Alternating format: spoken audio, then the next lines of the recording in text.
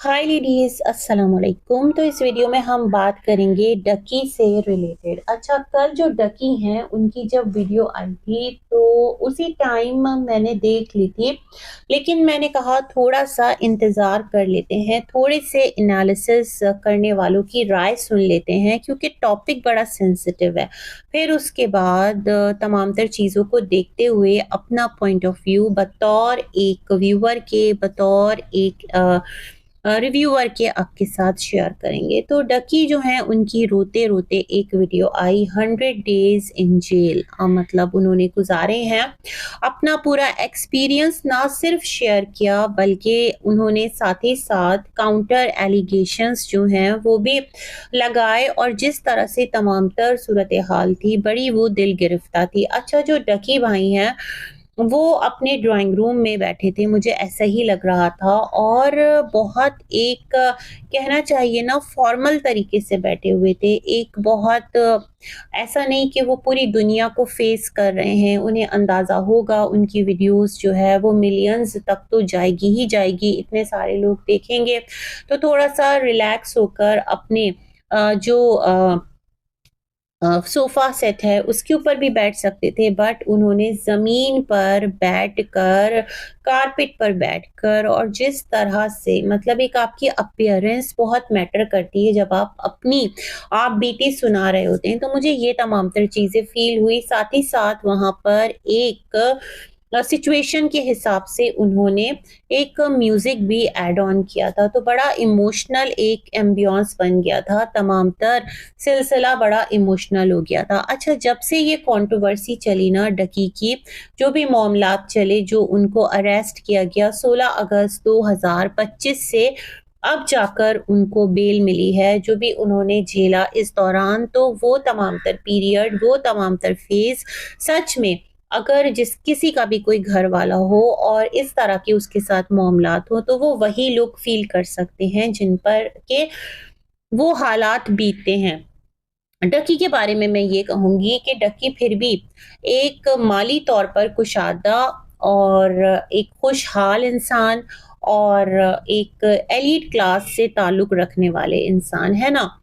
तो सोचें कि जिनके पास कुछ भी नहीं होता, ना माल, ना असबाब, ना लोग, ना साथ, ना मदद करने वाला कोई, लेकिन फिर भी अल्लाह तो सबका है, और अल्लाह ऐसा मुसब्बबुल असबाब है कि वो वहाँ से आपके लिए रास्ते बनाता है ना, कि जहाँ से आपकी सोच मेरे ख़्याल में ख़त्म होती है, तो वहाँ से अल्लाह की मदद का एक ऐसा स्टार्ट आपको मिलता है कि आप खुद दंग रह जाते हैं। ख़ैर जी, तो यहाँ पर डकी ने जिस तरह से अपनी तमाम तर आपबीती आकर रखी, तो उन्होंने कहा कि वो 16 अगस्त 2025 को मलेशिया में कोई इवेंट हो रहा था और डिफरेंट कंट्रीज से लोगों को बुलाया गया था। तो पाकिस्तान से भी मेल्स जो यूट्यूबर्स हैं या जो पर्सनालिटीज़ हैं उनमें से डकी इनवाइटेड थे, और मुझे नहीं पता कि लेडीज़ पे कौन थी, इसका डकी ने हवाला नहीं दिया। तो इन्होंने कहा बड़े आराम रिलैक्स होकर ये निकलते हैं और खुशबाश अपनी वाइफ के साथ। जब इमिग्रेशन का तमाम तर प्रोसीजर हो जाता है तो फिर इनको एक ऑफिसर जो है वहाँ पर रोकते हैं और इनसे कहते हैं कि आपके ऊपर कोई एफआईआर, ये कहते हैं नो। फिर इनसे कहते हैं साइबर में आपका कोई केस, तो ये कहते हैं जी नहीं, ऐसा कोई मामला नहीं है। जबकि हमने जो रिपोर्ट्स सुनी थी उसके अकॉर्डिंग ये था कि डकी पर ऑलरेडी एफआईआर्स थी, मतलब जिस दौरान डकी का केस ब्रेक हुआ था यहाँ सोशल मीडिया पर, तो यही सारी बातें हम लोग सुन रहे थे कि इन पर ऑलरेडी एफआईआर्स थी और इनका नाम ईसीएल में डाल दिया गया था, क्योंकि ये गैम्बलिंग जो एप्स हैं उनको प्रमोट कर रहे थे और जो यूथ है उसको एक गलत ट्रैक पर लगा रहे थे। लोगों का पैसा जो है वो बहुत ज्यादा डूब गया था। ये सारे कुछ एलिगेशंस थे जो इन पर लगे थे। अच्छा, डकी ने जब वीडियो स्टार्ट किया तो उन्होंने सबसे पहले तमाम तर लोगों से अपोलोजाइज भी किया। उन्होंने कहा कि अगर उनके किसी भी एक्ट से, किसी भी ऐप को प्रमोट करने से किसी को भी कोई नुकसान पहुंचा है या किसी की दिल आजारी हुई है तो वो सबसे सॉरी करते हैं। स्टार्ट उनकी वीडियो का यहीं से था। मतलब कुछ ना कुछ मुझे लगता है कि चीजें थी कि मतलब होता है ना, लेकिन वाक़ियतन जिस तरह से डकी ने अपना पूरा ये एक जेल की कहानी सुनाई है, तो वो बड़ी एक हॉरिबल है, और जो इन्वेस्टिगेशन का प्रोसीजर बताया है वो बड़ा अजीब है। तो फिर डकी ने कहा कि उनको अरेस्ट कर लिया जाता है, और फिर क्या होता है कि अरूप जो हैं उनको डकी कहते हैं कि आप मलेशिया चली जाओ या फिर आप घर चली जाओ, बट अरूप बज़िद होती हैं कि वो डकी के साथ जाएँगी। डकी को जो है वो हैंडकफ्स लगाए जाते हैं, और फिर क्या था कि उनको ले आया जाता है इदारों में। वहाँ पर अरूब अपने घर चली जाती हैं। डकी की बैग पर ऐसा कोई रिश्ता, ऐसा कोई दोस्त नहीं होता कि जो उनकी खबरगिरी के लिए आए, है ना? अच्छा, ये मैं समझ पाई हूँ। बैग पर रह जाने वाली अरूब, इनकी वालदा और इनका छोटा भाई, ज़िया नाम है, शायद उसका भी चैनल है, उसको भी देखा है। तो वो भी एक लड़का ही है, बच्चा ही है, कहाँ तक मामलात को देख सके, और इनके फादर जो कि हार्ट पेशेंट हैं, इस तरह से डकी ने बताया। बट इस नोट पर आकर मैं ये सोचती हूँ डकी, कि जो आपके इन-लॉज़ हैं, मतलब अरूब की तरफ के लोग, क्या उनमें से भी कोई आपकी हेल्प को नहीं आया? उनकी बेटी यहाँ पर परेशान थी, मतलब होता है ना, लेकिन वक़्त जिस हिसाब से जा रहा है, दौर जिस हिसाब से जा रहा है, तो सुखी जब आप होते हैं ना, या खुश आप जब होते हैं, तो एक दुनिया आपके साथ चलती है। लेकिन जब आप पर दिक्कत आती है, कोई मुश्किल आती है, और स्पेशली इस तरह की मुश्किल, तो अच्छे-अच्छे लोग जो हैं वो आपके सामने बेनकाब हो जाते हैं, और खरा-खोटा कौन है उसका आपको पता चल जाता है। अच्छा, थोड़ा-सा यहाँ पर अगर मैं कहूँ, तो जिस टाइम रजब के ऊपर केसेस हो रहे थे ना, तो वहाँ पर डकी पर सवाल उठ रहे थे कि रजब की शादी के टाइम पर कितने सारे लोग रजब के साथ थे, डकी और सिस्ट्रोलॉजी और भी बहुत सारे लोग थे। लेकिन जब रजब पर मुश्किल वक़्त आया, तो किसी भी यूट्यूबर ने उनका साथ नहीं दिया। उस टाइम ये मामलात भी उठे थे। तो ये तो एक ऐसा फैक्ट है कि जिसको हम यहाँ पर डिनाई कर ही नहीं सकते, है ना? तो ख़ैर, इन्होंने कहा कि वहाँ पर इनको ले जाया गया, रखा गया, और फिर जो इनके आईओ थे, उन्होंने कहा कि तुझे पता है कि तेरे ऊपर एफआईआर कटने वाली है? इन्होंने कहा नहीं पता। किस जुर्म में? मतलब इन्हें पता ही नहीं है कि इनको किस जुर्म में अरेस्ट किया जा रहा है, इनके ऊपर कौन-सी एफआईआर है, क्योंकि मतलब बिल्कुल ये ऐसे हैरान हक्का-बक्का, कभी इन तमाम तर चीज़ों से इनका कोई वास्ता नहीं पड़ा था। मैं ये बातें समझ पाई हूँ, है ना? इन्हें पता ही नहीं था कोर्ट क्या है, इन्हें पता ही नहीं था पुलिस क्या होती है, इन्हें पता ही नहीं था ये तमाम तर मामलात क्या होते हैं। लेकिन इस नोट पर मुझे याद आ गया एक यूट्यूबर बदला, तो उसके साथ भी बहुत सारी चीज़ें हुई थी, सिलसिले हुए थे, और इनका भी नाम उसमें लिया गया था। तो ख़ैर, अल्लाह पाक बुरी घड़ी, बुरे वक़्त से हर एक को बचाए, और डकी को इस हाल में देखकर सच में दिल बहुत परेशान हो गया कि अच्छा भला, मतलब एक इंसान, एक यूट्यूबर, ठीक है। देखें, हर इंसान जो है ना, वो अपनी लाइफ़ में परफ़ेक्ट नहीं होता, कमियाँ, कोताहियाँ सबसे होती हैं, बट इतनी तकलीफ़ में किसी को मुब्तला देखकर जो सामने से खुश हो, तो फिर उस पर भी हैरत है। तो ख़ैर, डकी ने बताया कि जब इनकी मॉर्निंग होती है, तो फिर इनको जो है इदारे के जो हेड हैं, वो इनसे बात करते हैं, इनको मारा-पीटा जाता है, इनकी वीडियो बनाई जाती है, और सामने से एक बच्चे को ऑन कॉल लिया जाता है। दिखाया जाता है कि देखो ये है वो जिसको तुम फ़ॉलो करते हो, आज देखो इसकी क्या हालत है। ये तमाम तर बातें डकी ने कही। उसके बाद इन्होंने कहा कि इन पर बहुत एक मारा-पीटी जो है ना वो हुई। इन्हें अंदाज़ा नहीं था कि इस कदर इनको टॉर्चर किया जाएगा, और इनकी आँखों में लिटरली आँसू आ गए, है ना? ये वाली सिचुएशन थी। फिर इनका कोई मिलने वाला, ज़ाहिर-सी बात है, अरूब बैक पर, और माँ और वालिद और भाई, कुछ तो वो हाथ-पैर मार रहे होंगे, इनसे मिलने की कोशिश की जा रही होगी। तो एक साहब आते हैं कि जो इनके साथ एक उनका ताल्लुक था, तो जब वो इनके लिए कुछ खाने-पीने का सामान लेकर आते हैं, तो ये उनसे रिक्वेस्ट करते हैं कि देखें, मैं ये नहीं कह रहा कि मारें नहीं, मैं ये कह रहा हूँ कि कम मारें। अगर आप किसी को जानते हैं, तो उनसे जाकर बस इतनी सी रिक्वेस्ट कर दें कि डकी आपके साथ कोऑपरेट करने को तैयार है। जो भी आपकी इन्वेस्टिगेशन है, उसमें आपके साथ जो भी आप सवालात करेंगे, जो भी चीज़ आप माँगेंगे, वो तमाम तर चीज़ें वो आपको प्रोवाइड करेगा। तो जब वो इतनी ज़्यादा आपके साथ, मतलब इन्वेस्टिगेशन में कोऑपरेशन कर रहा है, तो खुदारा इतना मत मारें, है ना? अब वो साहब परेशान जो इनसे मिलने आए थे, अब डकी ने कहा वो बाहर निकलते हैं और एक जर्नलिस्ट को कि जो कि मीडिया पर अपना प्रोग्राम करते हैं ये बात जाकर बता देते हैं। डकी ने वो क्लिप भी लगाया।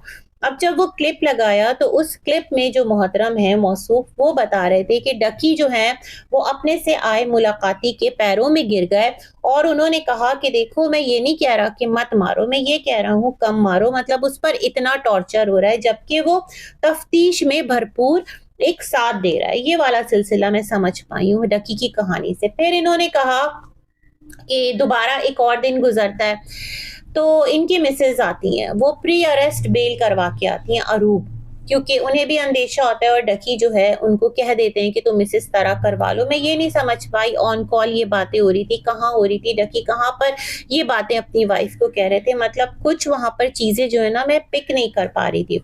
तो जो मैं उनकी वीडियो है उसको रिव्यू कर रही हूँ आपके साथ ताकि आप लोग इस केस को समझ पाएं।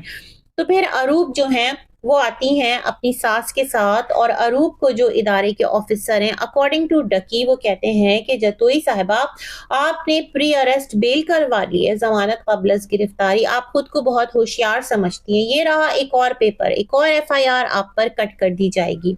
ये बात डकी ने बताई और फिर जो इनकी मिसेज हैं उन पर एफआईआर्स ना हो उसके लिए कुछ बहुत बड़ी अमाउंट जो है उसकी डिमांड की जाती है। अब डकी जो है वो इदारों की कस्टडी में है, अभी तक उसे जुडिशियल नहीं किया गया, मतलब जेल नहीं भेजा गया और उससे तफ्तीश जो है वो करना थी, इसको बुनियाद बनाकर, इसको बेस बनाकर अपनी ही तहवील में रखा गया। ठीक है, क्योंकि मामला बड़ा एक संगीन था और एलिगेशंस जो लगे थे उनकी नौइयत जो है वो बहुत ज्यादा एक कह लें कि क्रिटिकल थी। फिर इन्होंने कहा कि अब ये तो पाबंदे सलासल मतलब इदारों की तहवील में और माँ जो है वो परेशान, अरूप जो है वो परेशान, वालिद जो है वो परेशान, मतलब सबके अकाउंट्स जो हैं वो भी इनके अकॉर्डिंग कुछ फ्रीज कर दिए गए थे, कुछ मैं समझ पाई हूँ तो इनकी हेल्प करे तो कोई कैसे करे, इनको जो रकम है वो दे तो कोई कैसे दे। तो फिर इनके कोई मामू हैं जो कि ऑस्ट्रेलिया में रहते हैं, उनसे इनकी वालदा ने 60 लाख रुपए की रकम जो है वो उधार ली। तो यहाँ पर मैं ये भी नहीं समझ पाई कि जब इदारों को डकी से पैसा चाहिए था तो वो इनके अकाउंट्स क्यों फ्रीज करवा रहे थे, भाई ये बात मैं नहीं समझ पाई हूँ यहाँ पर। खैर जी, फिर जो वो मामू से लिए गए पैसे थे वो अरूप ने आगे इदारों में दिए और इस तरह से क्या हुआ कि जो इनकी वाइफ हैं उनके लिए थोड़ा सॉफ्ट कॉर्नर इदारों के जो सरबराह थे जो डकी के केस पर काम कर रहे थे उनके दिल में आया। जाहिर सी बात है मामलात अकॉर्डिंग टू डकी सेटल हो गए, उनको पैसा चाहिए था वो उनको मिल गया और कहा कि अब आप रिलैक्स होकर, जब नेक्स्ट मुलाकात आई इनकी वालदा की और अरूप की तो उन्होंने कहा अब आप रिलैक्स होकर क्या कीजिए कि बातचीत कीजिए और इस तरह जो आप हैं अपने मामलात कर लीजिए। तो डकी समझ गए कि जो रकम है वो प्रोवाइड कर दी गई है। ये एक यहाँ पर सिलसिला रहा।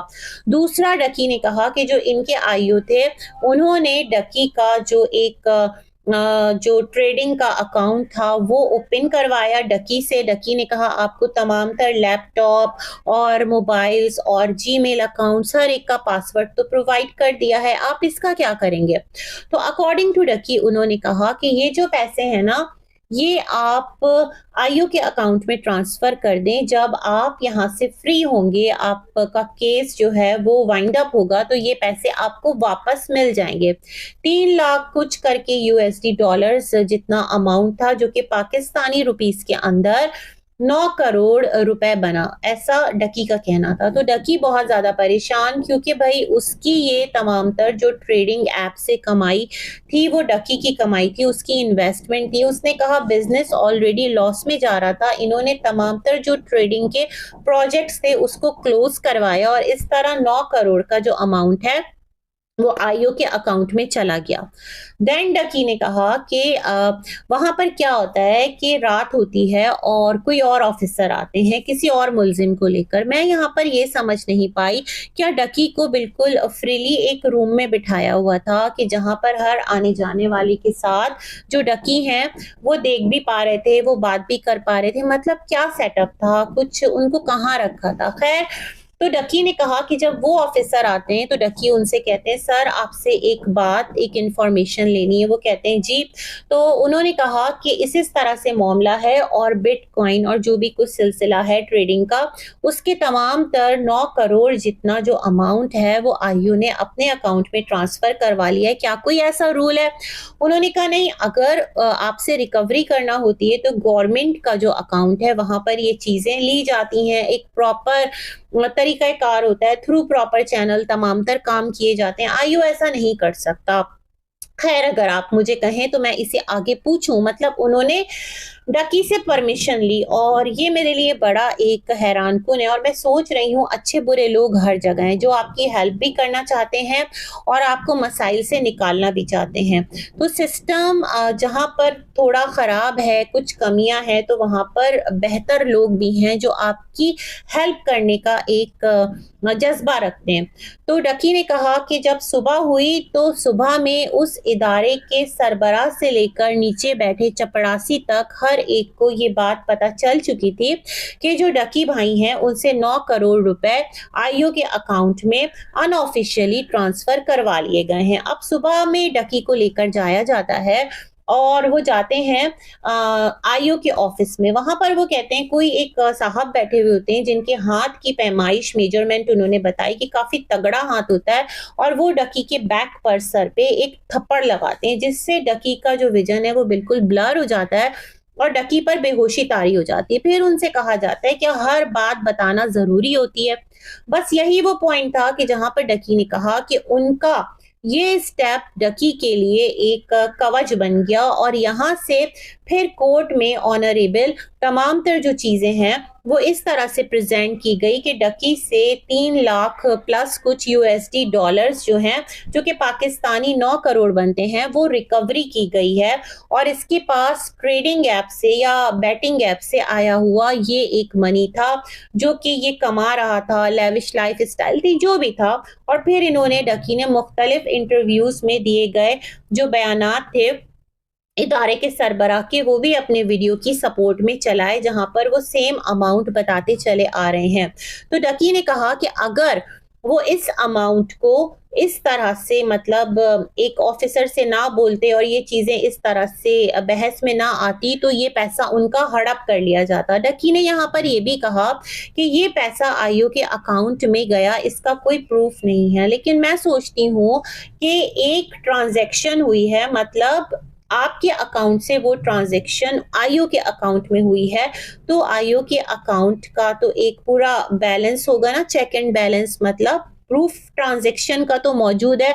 और यहाँ से तो फिर इस तरह के लोग जो कि मासूम लोगों को या फिर जैसा कि डकी के साथ मामला हुआ है उन पर अपना एक गलत इन्फ्लुएंस यूज करते हैं और उनको इस तरह से पकड़ने के चक्कर में, उनकी दौलत हड़पने के चक्कर में कुछ इस तरह के लोग इस तरह के काम करते हैं, तो फिर उनके खिलाफ तो बड़ा तगड़ा सबूत है ना। तो ये वाली चीज होती रही। फिर डकी ने कहा कि एक वहां पर कोई साहब आए जो कि मतलब रैंडमली आए और वो इस इदारे के नहीं थे। फिर उनका नाम डकी ने रख दिया बिग ब्रदर। वो इन तमाम तर चीजों के पास, डकी के पास आते हैं और कहते हैं क्या फला ने आपसे कोई पैसा लिया है, क्या इस इदारे में जो आपको रखा गया है इन्वेस्टिगेशन के लिए आपसे कोई पैसे मांग रहा है। तो डकी ने कहा क्योंकि वो उनको जानते नहीं थे, उन्हें नहीं पता था सामने आने वाला गुड कॉप है बैड कॉप है कौन है। तो उन्होंने कहा नहीं ऐसा कुछ भी नहीं है, कोई भी पैसा नहीं लिया गया। तो एक मोड़ पर आकर वो थोड़ा सा गुस्से में भी आ गए और उन्होंने कहा आप बताएं कि किसी ने अगर पैसा लिया है। तो डकी ने कहा नहीं, किसी ने भी पैसा नहीं लिया। उसके बाद ये जो बिग ब्रदर थे ये डकी की फैमिली से भी मिले और फिर जो डकी हैं उनको अदालत में पेश किया गया और वहां पर क्योंकि पैसे मिल चुके थे यहाँ पर अरूप की तरफ से, तो इनको फिर जुडिशियल जो है वो कर दिया गया। डकी ने कहा वो इतना बेजार आ चुके थे, इतना बेजार आ चुके थे, 23 दिन तक उन पर जो भी मामलात चल रहे थे और उनको मतलब जो जुडिशियल किया गया वो काफी टाइम बाद किया गया क्योंकि जुडिशियल करने के बाद इनके बेल का प्रोसेस होना था। तो इन्होंने तंग आकर ऑनरेबल कोर्ट में ये तक कह दिया था कि ये जितना दिन का वो मांग रहे ना रिमांड आप इन्हें दे दें, कोई ऑब्जेक्शन नहीं है। मतलब बेजार आ चुके थे और इन्होंने ठान ली थी कि अब इनको मजीद कोई पैसे नहीं देने। खैर जी, फिर इनसे वो जो बिग ब्रदर थे वो मिले और उन्होंने बताया तुम परेशान मत हो इस तरह से, और इनके भाई ने बताया, एक साहब आए थे वो आपका दोस्त बता रहे थे खुद को, और फिर उन्होंने ये डिटेल्स ली। तो इन्होंने अपने भाई को कहा कि देखो उन पर ट्रस्ट करने के अलावा हमारे पास और कोई चारा भी नहीं है। डकी ने यहाँ पर कहा कि इनकी माँ का क्या कसूर था, इनकी वाइफ का क्या कसूर था। कसूर तो एज सच देखा जाए, जिस तरह डकी अपनी कहानी बता रहे हैं कि उनके मिलियंस में सब्सक्राइबर्स थे, उनके पास ऐसा पैसा जो है इतना ज़्यादा यूट्यूब की अर्निंग थी और कुछ वो अपना ट्रेडिंग का काम कर रहे थे, तो उसकी वजह से आया था। तो जो डकी की कहानी है तो उसमें तो कसूर फिर डकी का भी नज़र नहीं आ रहा। ख़ैर, उसके बाद इनको जो है सेल भेज दिया गया, जेल जुडिशियल कर दिया गया। वहाँ पर वो रूम बहुत छोटा था, उसमें एक पंखा था, वॉशरूम की कंडीशन बताई।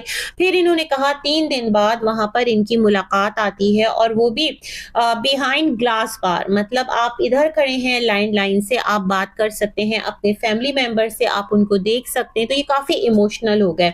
अच्छा, जो बिग ब्रदर है उन्होंने इनको कहा कि देखो तुम ये वक्त किसी ना किसी तरह से काटो और जिसने पैसा लिया है उसका नाम बताओ। अब आकर उन्होंने ये नहीं कहा कि तुमसे पैसे लिए हैं या नहीं लिए, बल्कि उन्होंने आकर कहा तुमसे जिस किसी ने भी पैसे लिए हैं ना उसका तुम बस नाम बता दो। तो यहाँ से डकी ने तमाम तर चीजें जो है उन्हें लगा कि उनके लिए आसानी होगी और सिलसिले जो हैं वो थोड़ा उनके हक में जाएंगे, तो उन्होंने तमाम तर चीजें उनको बताना स्टार्ट की और इस तरह उन्होंने आगे चलकर जो इदारे हैं, मतलब जो भी यहाँ पर हमारे अपने मुल्क के, तो उनका थैंक्स भी किया कि वो लोग जो हैं उनको इस मुसीबत से निकालने वाले जो बिग ब्रदर थे वो कहाँ से थे। तो ये तमाम तर सिलसिले भी हुए। फिर यहाँ पर डकी ने कहा कि फिर तमाम तर मीडिया में, तमाम तर न्यूज़ चैनल्स पर ये बात जो है वो गर्दिश करने लगी कि डकी से जो है वो पैसे मांगे जा रहे हैं और इस तरह से उसको ट्रैप किया जा रहा है।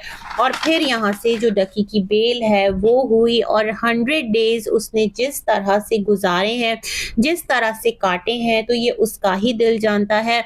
लेकिन अगर तमाम तर चीज़ों को हम कंक्लूड करते हैं तो यहाँ पर सम अप इस तरह से तमाम तर स्टोरी होती है कि जो डकी है होगी कुछ गलतियां, लेकिन जितना कुछ उसने सहा है वो, मतलब कहते हैं ना, जब तक एक फैसला ना आए ऑनरेबल कोर्ट का और उससे पहले आप किसी के साथ भी इतना नामुनासिब रवैया रखें, तो ये बड़ा एक हार्ट ब्रेकिंग है। और इस फैमिली पर क्या गुजरी, किस किस ने डकी का साथ दिया फैमिली में से, मतलब उनकी मिसेस बड़ी बावफा रही, मोहब्बत है ये साबित कर दिया, भाई बाप माँ ये सारे डकी के साथ रहे।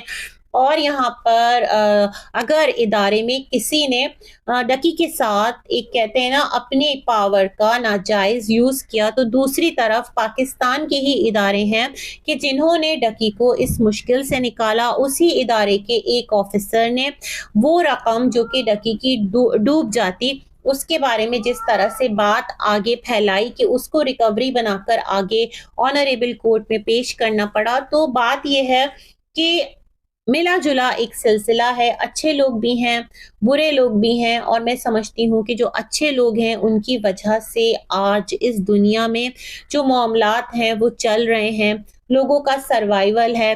अल्लाह मुसब्बबुल असबाब है, वो आसानियां पैदा करने वाला रब है। और दिल से दुआ है कि डकी भाई जिस भी प्रॉब्लम में इस टाइम है, उन्होंने जो भी कुछ झेल लिया है, मेरे ख्याल में बहुत कुछ अपनी ज़ात पर, अपनी जो प्रॉपर्टी है, अपना जो घर है, उस हवाले से, तो बस अल्लाह पाक उन पर रहम करे, उनके लिए इस केस से निकलना जो है वो आसान बनाए। और बहुत सारे जो लोग हैं जो कि दीगर यूट्यूबर्स हैं, उनके लिए भी एक लेसन है कि खुदारा चीज़ें सोच समझ कर कीजिए। जो दौलत है वो बस ब्लाइंडली आपको अपनी तरफ, मतलब बस आ रही है ये नहीं करना, किस तरह से आ रही है बहुत मैटर करता है। और अल्लाह पाक हिदायत दे हम सबको, अपनी हिफ्ज़ अमान में रखे। इसी के साथ करती हूँ अपना रिव्यू एंड, मिलेंगे एक और वीडियो में, तब तक के लिए अल्लाह हाफ़िज़।